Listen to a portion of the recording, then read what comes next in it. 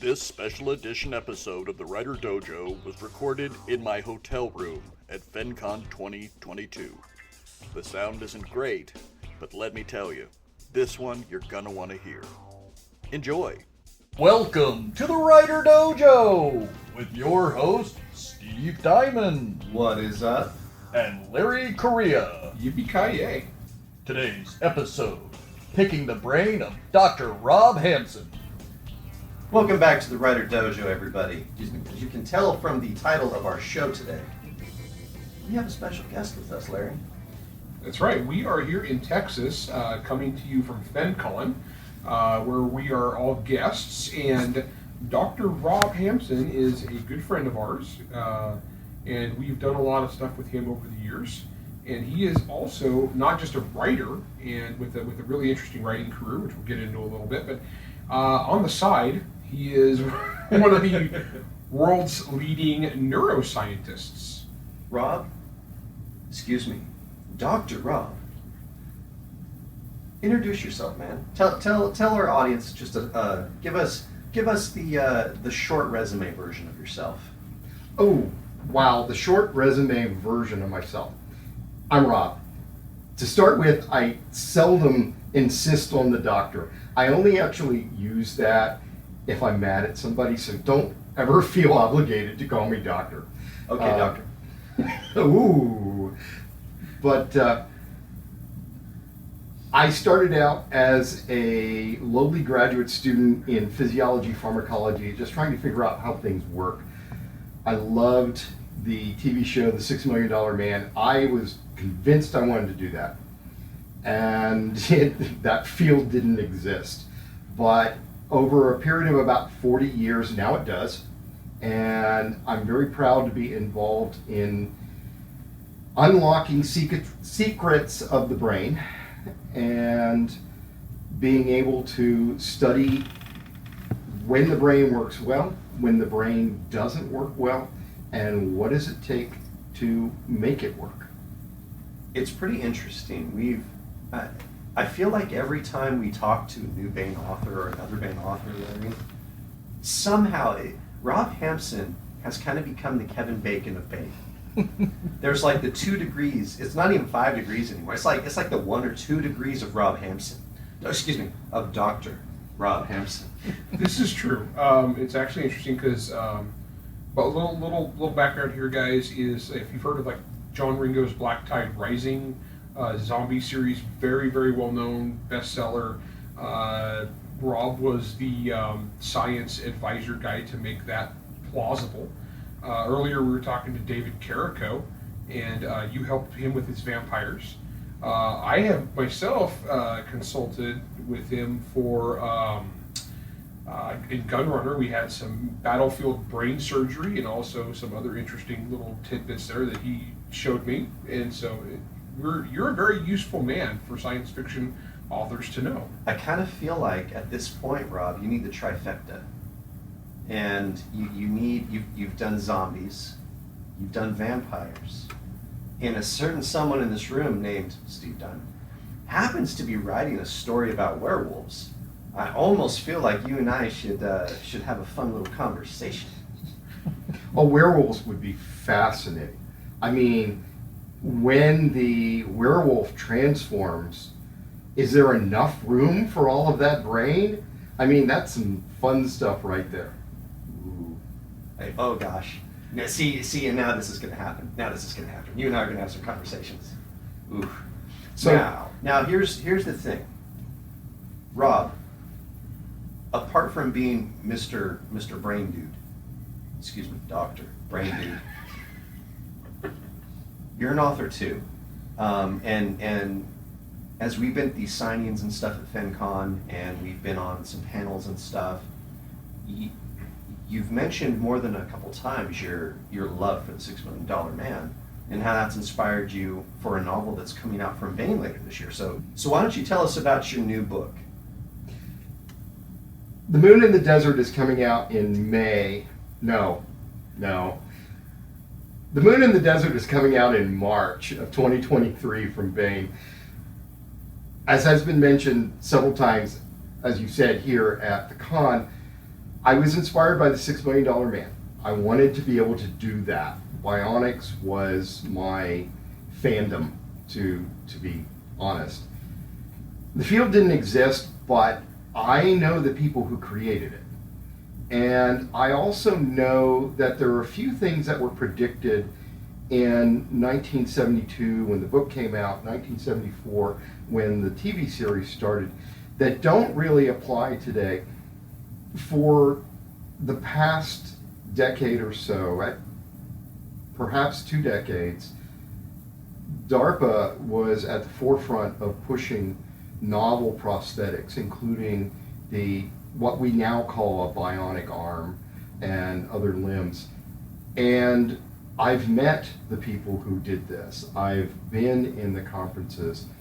The first thing that came to my notice was that anyone who was involved, any civilian who was involved receiving the bionics, were volunteers, which was a major difference from the book. The second major difference is that these are people who just want to go about their daily lives. So The Moon in the Desert is about a guy, yes, he's an astronaut, but he's a flight surgeon. And when he's injured and has to be rebuilt, the reason why is because he just wants to go back to doing what he's doing. But unfortunately, as a triple amputee, he's deemed medically disabled. He's retired from the service that he was working for. And eventually, he's going to have to prove himself to get back into space. And that's the essence of The Moon in the Desert. Bringing it up to date, bringing in a perspective from the people who've been involved, people I have talked to who have received prosthetics, what they want, how they feel, and try and put a lot of this into a story. That sounds awesome. And I'm very excited. You said March? I can't remember. There's something about my brain. I don't know.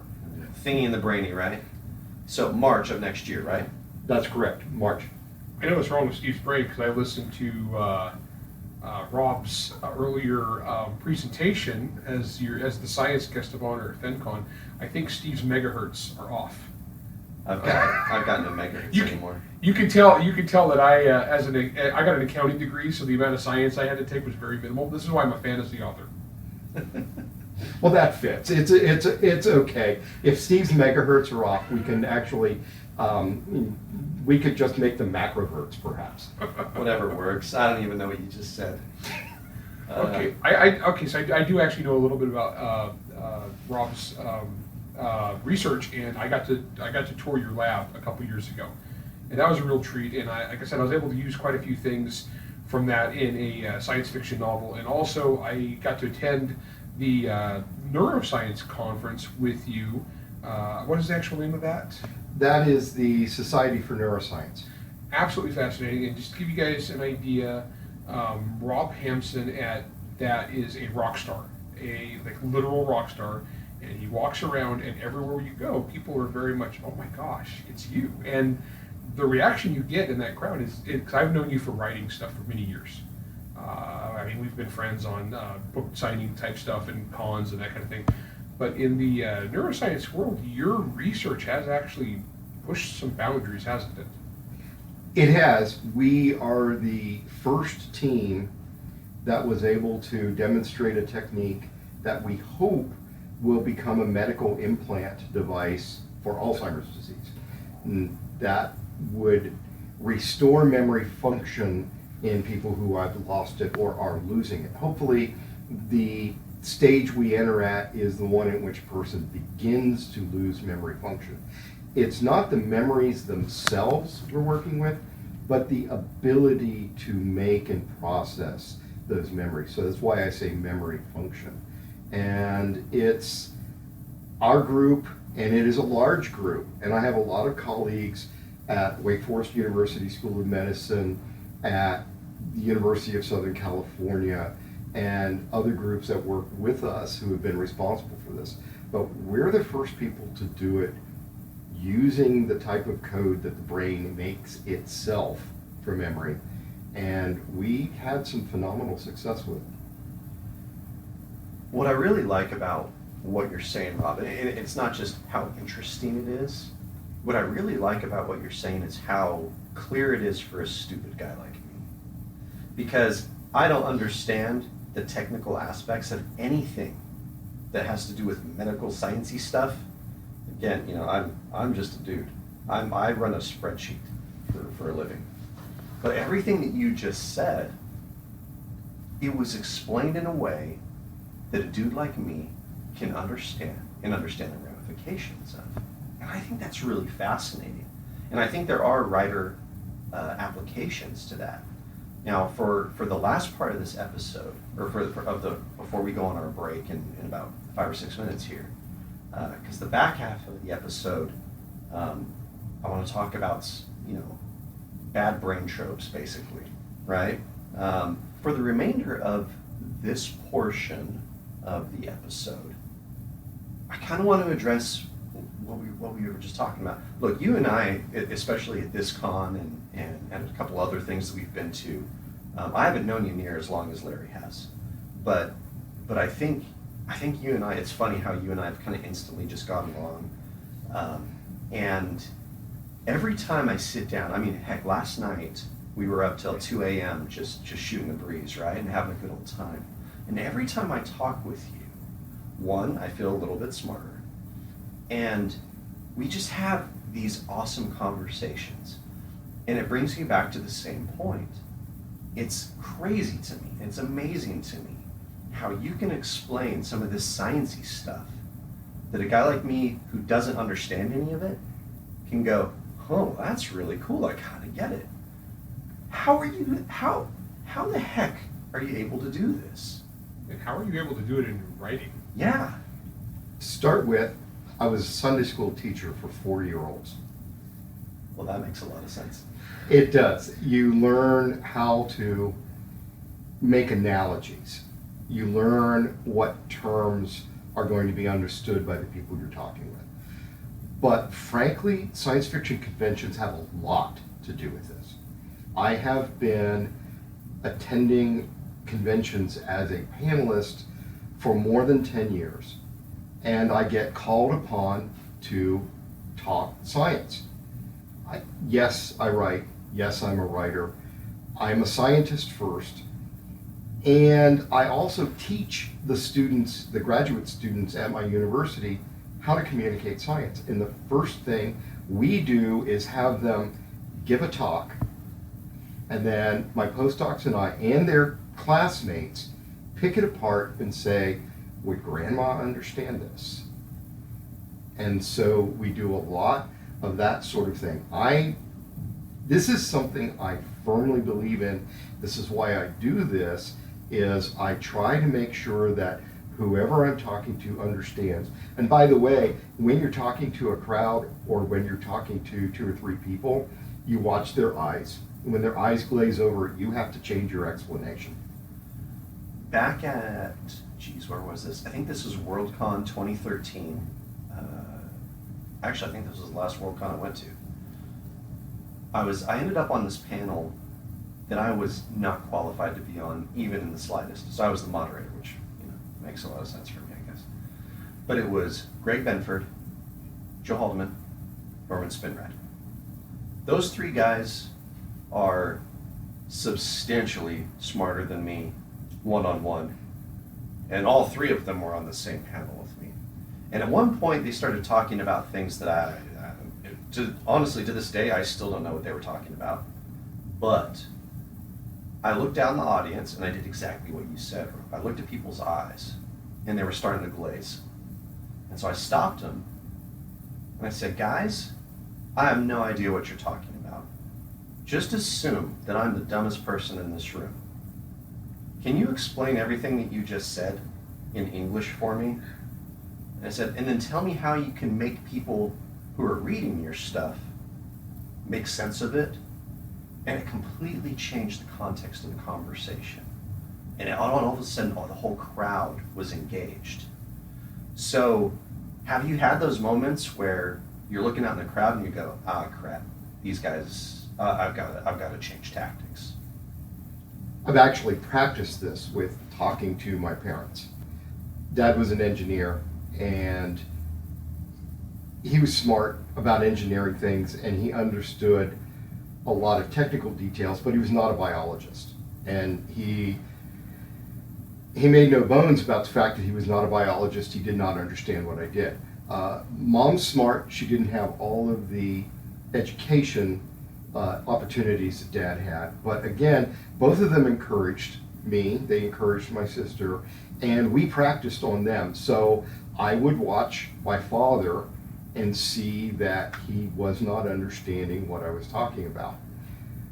But the other practice, and of course what I would do is I would then change the explanation. When he started nodding his head, I knew he got it, and I would move on. But I used to watch fellow professors and my seniors, when I was a young faculty member, try to talk to the press, try to talk to a reporter in an interview and answer a question and not be able to do so. They would not land their sentences. They would not keep an explanation to about 30 seconds. They would not answer the question that were asked. And then they would ramble. And I made a conscious decision that I wasn't going to do that. Once that got noticed, I'm the guy that ended up having to give all of the interviews. All right, we're going to take a quick break. And when we come back, what I want to talk about, Rob, is bad soap opera amnesia. We'll be right back. Cassandra Blake, an employee for the Ascension Planetary Holdings Group, the largest and most powerful corporation in Nova Columbia, has gone missing, and her sister wants to know why. When questions need answering on Nova Columbia, Detective Ezekiel Easy Novak is the man folks turn to. He gets results, one way or another. But what begins as a routine missing person case quickly turns into something much bigger and more sinister, with implications that could affect the entire planet. It seems Cassandra wasn't just investigating her employer. She had uncovered a secret effort to excavate and exploit an ancient alien artifact known only as the Seraph. Soon, Easy finds himself trying to unravel a conspiracy that may implicate not only Ascension, but the cult-like Cosmic Ontological Foundation and the highest echelons of the Terran Confederation itself. Trouble Walked In by Mike Kupri. Available for pre-order now on Amazon or wherever fine books are sold. I don't know about you, Larry, but that book sounds awesome. And I think all of our listeners should go buy it right now. Welcome back. Glad to have you back with us, Rob. And it's a pleasure to be sitting here talking with you. In the first part of the episode, we were talking sort of about the whole thing of making your story in your science and stuff like that. And I guess this doesn't just apply to science. It applies to anything that you're subject matter expert in. But it's making it accessible to your readers. And I know that you had a question about this, Larry, or a thought. I did, and I kind of wanted to get Rob's perspective on it. It's because it's something that I've always thought of as the Michael Crichton School of Writing, and that's where he would take like complex principles, complex ideas, but he would write them in an entertaining way that was accessible to the mass market, and so people would read a Michael Crichton novel and walk away as like, I know more about DNA. I know how topic X works. I think I kind of do that a little bit too, because people read my books and they walk away thinking they know more about guns. And I think what it is as the reader, you feel smart. You kind of feel like a reward. I do that with murder. It's the same thing. That's a little scary, actually. So my question for you, Rob, is this something that you, because of your academic background, and the depth of your knowledge, is this something that you have used? I can certainly say that I have felt the effect myself. Everything I know about physics I learned from Larry Niven books. So it is a very real effect. One of the things I have done with my own book is to try to explain the neuroscience behind the bionics. Why do they work? I try not to explain it too much. I don't want to do info dumps, but I want to also show the characters using what they have, because I think that one of the things that makes it effective, what you just said about a Michael Crichton book, is that you see the characters using the science as opposed to explaining the science. And I think that is a major difference. I like that a lot. Now, what I think we're going to have a little bit of fun with now are bad brain tropes. Because, look, I read Born Identity, and I lived in Mexico for a year, so I quite understand telenovelas. And so what I want to hear, Rob, I want to hear from you some of the crazy brain tropes that you see in fiction, whether through the written word or TV. And I want to know why they don't work, but more importantly, because you're so good, we talked about at the top of the episode, you're so good at giving rational, clear explanations of how things could be plausible. How can we make some of these terrible tropes, as we said before, the bad soap opera amnesia, how can we make it a little bit more interesting? What are some tools that our listeners can use in their own writing? This actually brings me back to something that our graduate students do in the neuroscience program, was called neuroscience and a movie. And we would pick a public venue, show a movie, and then have a panel of experts discuss the science in the movie. The first time I was ever invited was Eternal Sunshine of the Spotless Mind. And there is a particular element of this where they're trying to trace the memory engram that is eluding the doctors whose job it is to remove the memory, and they show a picture of a computer screen with a magnetic resonance imaging picture on it, an MRI of the brain, which is static. And there's this little pink dot that's running around like Pac-Man. And they're chasing the engram. And I'm sitting there laughing because it's bad movie science. And then when I was asked to justify it and explain it, I said, I'm sorry, I can't. But bad movie brain science is a thing. And the perfect example is the soap opera amnesia. Person gets bonked on the top of their head, a cardboard box falls, and they've got total amnesia for 7 years, a totally different life. They don't remember a thing. And then 7 years later, they get bonked on the top of the head again. And miraculously, through the science of soap opera, there is a totally different actor or actress playing the role at this point. And now they have come back, and they regain all of the memory, and they go, oh my goodness, my husband, my children, my record collection. It's all 7 years in the past, and everybody's moved on, and they don't know what's going on. Bad movie brain science or TV brain science. And amnesia is probably the most overused trope. The total amnesia, the total absence of any memory. But there are ways to make it very interesting, because a lot of what we know with the brain science, the real brain science of amnesia, is that it's not all or nothing, and it's not all one type. When a person has a stroke, they can have something called an agnosia. They can't remember the names of items, or they may not remember the names of people. I'm sitting here holding a microphone, but I might be calling it a handheld voice thingy because I can't come up with the word microphone. You want to have an amnesia in a story, give the person an agnosia. Something that's very common with stroke, with Alzheimer's disease, with other types of sudden head injury is aphasia. This is something that our military medics know very well. A person... I've heard this term thrown around a lot. Recently it's been because of Bruce Willis. That's right. And I remember seeing an article about it, and I'm like, I have no freaking idea what that means. It sounds terrible, but I have no idea what it is. So what is it?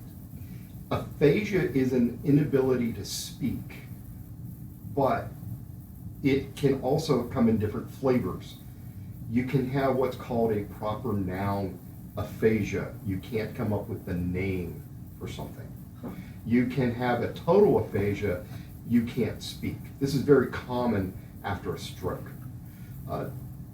If I am remembering correctly, Willis's aphasia is one in which he can talk, but certain words won't come. This would then be a partial aphasia. And we see it with dementia, with Alzheimer's disease. We see it with head injury. We really see it with head injury. I have a very good friend who's a combat medic, and there is a routine they go through with a person who has suffered a head injury. And that routine includes, I will read you a list of words, then I'll make you do something else, and you have to repeat to me that list of words. Well, what happened is the soldiers would memorize the list of words, because the last thing they wanted was to be put on the traumatic brain injury or TBI protocol, because then they'd be taken out of their unit, sent to a hospital unit, and it would be some time before they could get back with their buddies. So they would memorize the list so that it would never appear that they had aphasia. And according to my combat medic friend, it hit them later, like the guy who could only say spaghetti. Okay, so beyond the whole aphasia thing, which I now find, I now kind of feel like I understand, and I can see how that can impact, anybody, but especially for someone like Bruce Willis, right? Like where he's saying that he's basically quitting acting because of it. I understand why now. What are some of the other types of memory loss or amnesia or whatever that people can experience? One of the most profound is called an agnosia. Agnostic, don't know, don't understand, don't remember. A more casual name for it might be a neglect. This is something that we see quite frequently with a head injury or stroke. A neglect means that as far as your brain is concerned, something doesn't exist. It could be a sound, it could be a visual area. So if you put your hand up, you can just barely, so that you can just barely see it from your peripheral vision, but you still know it's there. With an agnosia, it's not there. And if there's not a hole there, there's nothing in there. You don't know there's a gap. You don't know there's anything missing. But your brain says, there's nothing there. Ignore this and move on. So agnosias would be one of the more interesting types of amnesia that you could instrument or you could include. And the reason I use the word instrument is because my brain was jumping ahead to, well, how would I put that in a story? What if you had a pilot with a head injury who all of a sudden can't even know that a certain bank of instruments are there? And maybe it's the fuel indicator, maybe it's the altitude indicator, maybe it's something else. And if you can't see it, you might turn your head to look. But if you don't even know it's there, nothing you do can bring it to your attention. That would be a fascinating amnesia to incorporate in a story. What are some good examples of say, brain injuries or uses of memory loss that you have seen in fiction? And why have they worked for you? It's totally funny, but 50 First Dates includes a short-term amnesia called anterograde amnesia. Soap opera amnesia is retrograde, goes backward, you forget the past. Anterograde amnesia, you forget forward. And what actually is happening is every time we are experiencing the world around us, that memory goes into what amounts to a temporary buffer. It has to be written out to permanent storage later. But if something interrupts that, anesthesia, for example, or a head injury or something like that, then the permanent record doesn't get written and you lose it. But there are conditions in the brain that will cause you to not form the permanent memories. And a lot of times they involve damage to a part of the brain called the hippocampus. This happens to be the one that I've spent most of my time studying because it's where the codes for new memories are created. And there are individuals who have a malfunctioning hippocampus. They can't create the new codes, and so they don't make the long-term memories. And the whole premise of 50 First Dates was a young lady who had anterograde amnesia. And in the neurosciences, there is a very famous case from the 1950s in which a patient had a drastic surgery to stop epileptic seizures. It damaged the hippocampus, and from that date on, and he lived to a ripe old age, from that date on, he could not make a new permanent memory. Once Post-it notes existed, his house was covered with Post-it notes. And while the movie is kind of a silly romance, the amnesia used was real, and it was done right. That would be the same effect as the movie Memento? Yes, very much so. Very much the same. That's another perfect example. Yeah, because that would be because he was not able to. He had like a 2-minute or an 8-minute span, and then he had and then that was it, and then it was just reset continually. And that was some fascinating storytelling right there. That was really interesting. Yes, Memento is a very good example of that. The patient whose case every single neuroscience student learns, the case of HM, we knew him by his initials because for protection of the identity, we only knew the initials from the case files. His span was 10 minutes. And so yes, very close to that and very temporary. Earlier, when I was listening to one of the addresses you did today, it was your science guest of honor speech. You talked about the famous case of Phineas Gage, and that's one that a lot of people have heard of. But I thought your take was really interesting on it because it's one of those we've all heard of it, but how much of it is actually true? That is both a written history lore and an oral memory lore aspect. Phineas Gage was a railroad foreman who suffered an accident that damaged part of the frontal part of his brain. The frontal lobe is where we make decisions about right, wrong, is this risky, not risky. It's also where there appears to be a lot of the circuitry that underlies personality. Primarily, we know this because if you damage it, these are the effects that you see. We can't really say, this is where it sits. We can say, if you damage it, this is what happens. And Phineas Gage was tamping a blasting charge with a long 6-foot iron rod with a sharpened end, and he used the flattened end to tamp down the charges. Something was wrong and the charge went off, and it drove this iron rod. It entered his cheek, came out above his eye, and landed some 20 feet away. So it was moving at a pretty good clip. And the man walked off the field to the medic and said, I think something happened. Well, props for that. I mean, like, rub some dirt on it. I mean, that dude, I bet he would have had a fantastic football career. I'm sure he could take 2 ibuprofen, drink a bottle of water, and change his socks. This actually happened to somebody I know. Suffered a gunshot wound in Afghanistan, and it was one that entered the skull, but he walked away from it. He walked off. And this is an interesting thing. It says more about what we call the plasticity of the brain, the brain's ability to reroute around an injury. Again, gets us back to bad movie brain science.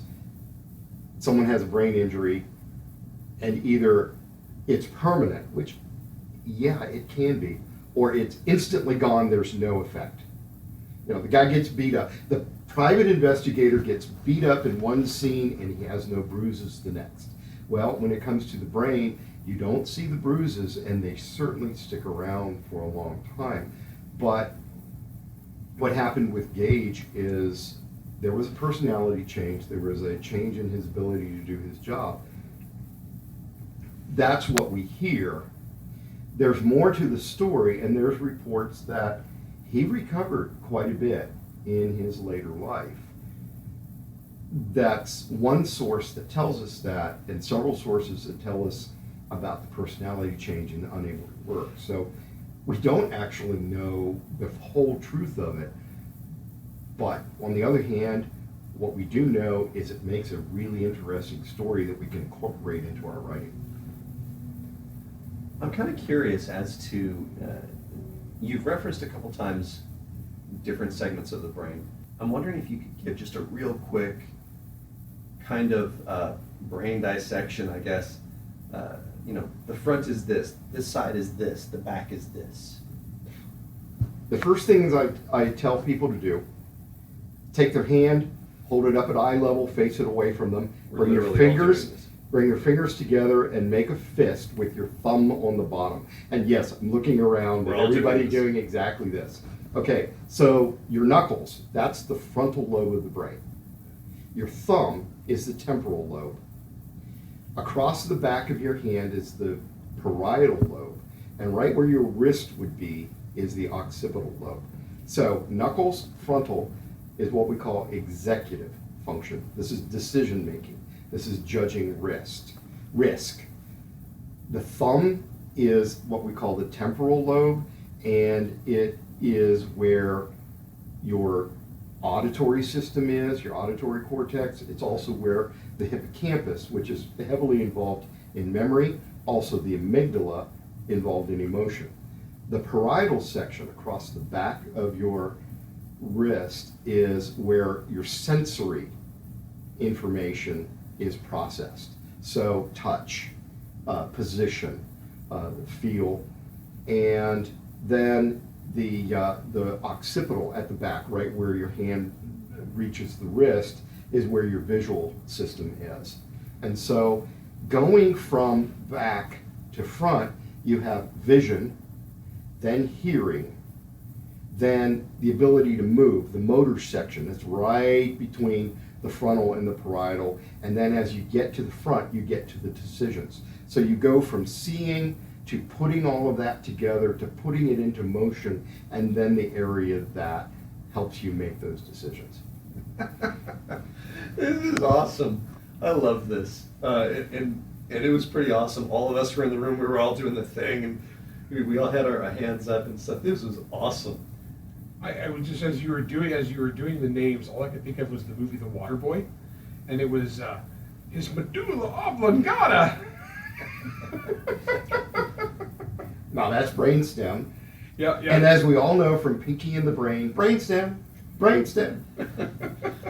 So, I was going to say a fine example of neuroscience in a movie. You know, I approve of the taking over the world part, though, for sure. All right, Rob. Before we go, I want you to, because we've enjoyed your company. We're so grateful for you to come here, that you were able to come here and chat with us for a little bit. And with your new novel coming out next March, I think everybody can really look forward to that, and see some of the $6 Million Man references and stuff in there. I'm pretty stoked for that. But before we go, we have a lot of aspiring authors in our audience, obviously.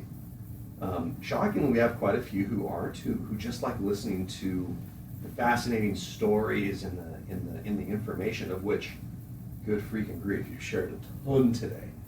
And so those people are going to be excited, but I don't care about them right now. I care about the aspiring authors. What is your one piece of advice to the aspiring author? The one piece of advice has to do with subject matter experts. And I started off as a subject matter expert well before I became a writer. And really, one of the best ways to find a subject matter expert is to come to a con and go up to a person after a talk. I spend a lot of time at science track on the various cons. That's what I'm doing here at FenCon. I have had so many people come up to me and say, oh, Dr. Hampson, I hope you don't mind, but can I ask you a question? The answer to that is, oh, please do. That's what I'm here for. Don't be afraid to ask a question. And in fact, don't be afraid to ask in a public forum, is there someone who can answer this question? Because frankly, somebody who's good at doing their science or their subject matter and who's good at communicating it wants to be asked questions. I want to be asked questions. If I can sit down with somebody and I believe I've just spent possibly the previous 2.5 hours answering questions for people that came up to me, that's what I'm here for. That's what I want to do. Dr. Rob Hampson, thank you so much for coming on the show. We appreciate it. Thank you for taking time out of your schedule, answering questions for everybody so that you could answer our questions, because again, Larry and I we're accountants. We don't do sciencey thingy. Yeah, Rob, you've been a big help to me over the years on various projects, and it is much appreciated. I know you've helped a lot of writers, so thank you for coming on. It really is appreciated. Thank you for having me. I have enjoyed this immensely. I've been a reader for a long time, and I absolutely love you guys' stuff. And when I come to a convention, I'm here reveling in all of the authors as well. Thank you so much, everybody. Again, to all you listeners of the Writer Dojo, we appreciate you, and we appreciate all the goodwill and all the good talks that we've had here at FenCon with you all. But you know what? Sometimes we have to go. We don't have all the time in the world, and so for today, that's all we have. This is the Writer Dojo, and we'll see you on the next one. Writer Dojo is Steve Diamond and Larry Correia. Produced by Jack Wilder and Bear and Hare Studios. Theme song, Word Mercenaries by Craig Nybo. New episodes come out every Wednesday wherever you stream your content. If you enjoyed this podcast, you can help support us by going to anchor.fm/WriterDojo, by leaving a 5-star rating and review, and by helping to spread the word. To advertise on the Writer Dojo, email ads@writerdojo.com. All questions and comments can be emailed to questions@writerdojo.com. Wait a minute. Wait. Are you telling me that you might possibly need a thingy in the brainy to help you I think remember? I might need a thingy in the brain to make me thinky.